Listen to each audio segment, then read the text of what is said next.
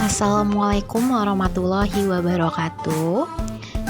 Nama saya Yoki Lorenza Rizka Putri dengan NPM 231306111325 akan menampilkan presentasi tugas demonstrasi kontekstual, yaitu pembelajaran pemahaman peserta didik pada topik 3.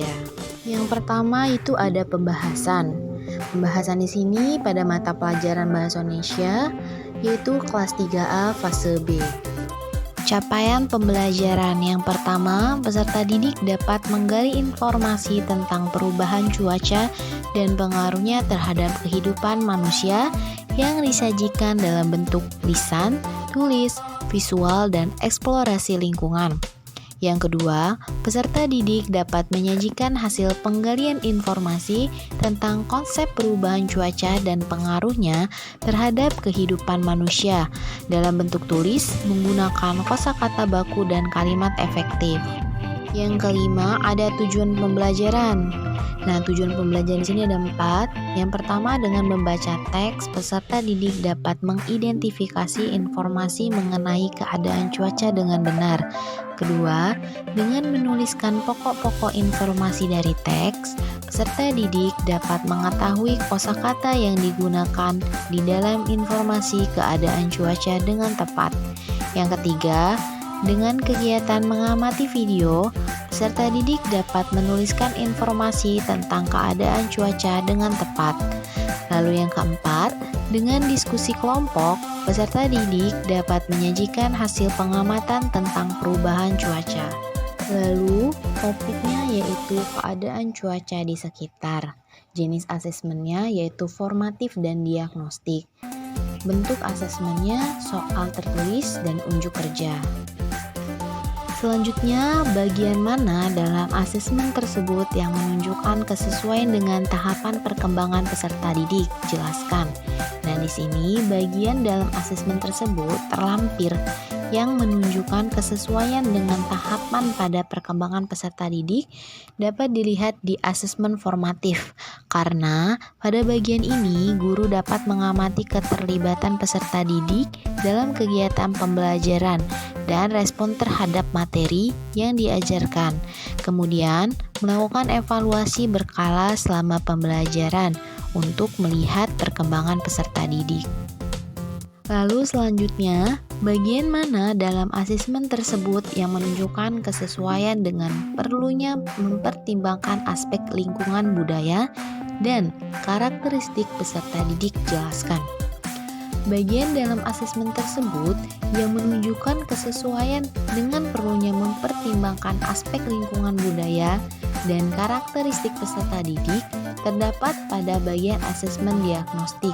Seperti yang telah diketahui, asesmen diagnostik dilakukan sebelum pembelajaran dimulai atau pada awal suatu program untuk menilai pemahaman awal siswa terhadap materi pelajaran. Dalam asesmen diagnostik, penting untuk memahami latar belakang budaya dan karakteristik peserta didik, karena ini dapat mempengaruhi pemahaman awal mereka terhadap materi. Asesmen diagnostik yang sensitif terhadap keberagaman budaya dan kebutuhan individu dapat membantu guru merancang pembelajaran yang lebih sesuai. Asesmen kognitif sendiri dilihat pada saat mulai dari awal pembelajaran. Apakah ia berdoa dan mengucapkan salam, dan juga perilaku saat pembelajaran baru dimulai hingga akhir pembelajaran di dalam kelas. Bagian mana dalam asesmen tersebut yang menunjukkan kesesuaian dengan kemampuan peserta didik? Jelaskan. Nah, di sini bagian dalam asesmen tersebut yang terlampir menunjukkan kesesuaian dengan kemampuan peserta didik terdapat pada bagian asesmen formatif. Kesesuaian dengan kemampuan peserta didik dalam asesmen formatif tercermin secara signifikan melalui umpan balik yang diberikan. Dalam proses ini, bagian yang paling mencolok adalah deskripsi kemajuan individu peserta didik. Melalui deskripsi ini, guru dapat memberikan gambaran mendalam tentang sejauh mana peserta didik telah mencapai tujuan pembelajaran. Umpan balik tersebut tidak hanya memberikan sorotan terhadap kekuatan yang dimiliki peserta didik, tetapi juga mengidentifikasi area-area yang memerlukan perhatian lebih.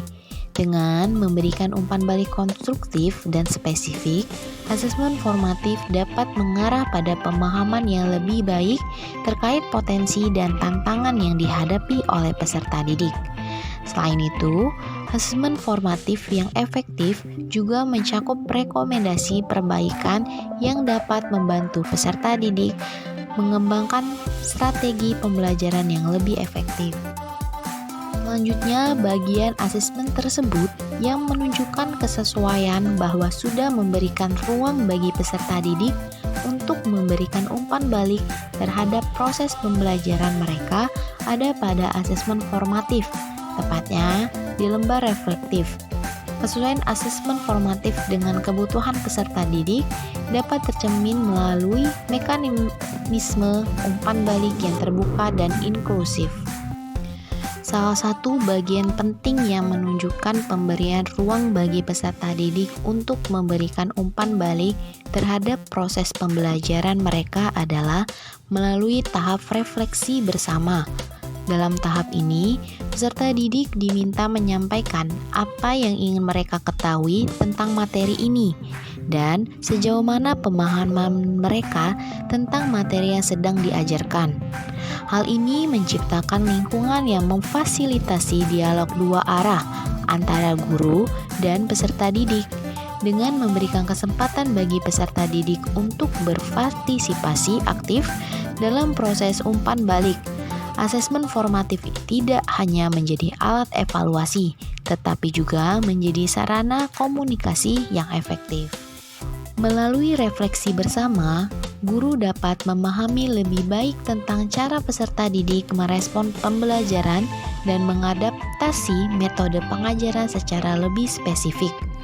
Oleh karena itu, kegiatan refleksi ini mengutamakan keterlibatan peserta didik dalam evaluasi pembelajaran, mengakui dan menghormati pengalaman mereka, serta membangun fondasi untuk perbaikan yang lebih efektif di masa depan.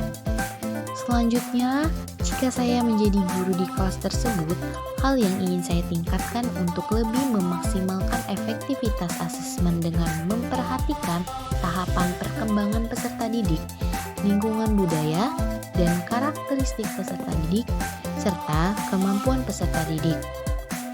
Dengan menerapkan pembelajaran yang berdiferensiasi, yaitu lebih mengembangkan pembelajaran yang berbasis teknologi, pengembangan materi yang dapat mengelompokkan peserta didik sesuai dengan gaya belajar dan minat peserta didik itu sendiri.